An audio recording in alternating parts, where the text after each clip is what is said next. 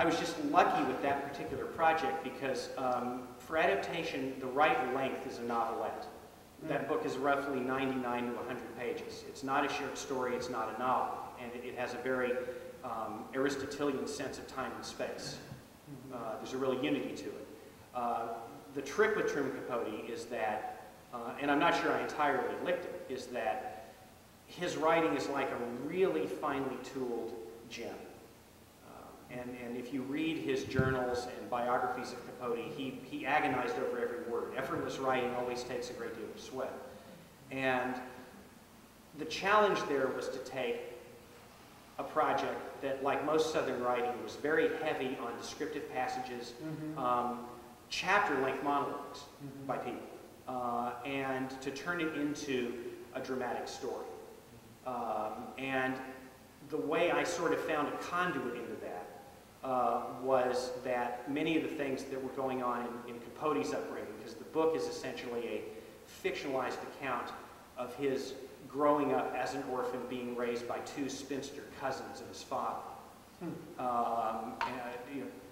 Little old ladies who were raising this very young boy. And while I didn't have that experience, a lot of things in my household growing up, particularly with my mother, really resonated. And so there was a chance to sort of try to find some personal entree.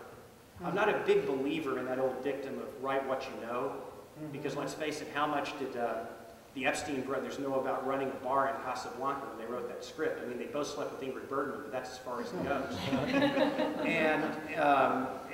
But I do believe in trying to find something in every story that you can identify with, you know, and that you can feel passionate about, and that's always the entree for me. And what was it that you identified with in that story?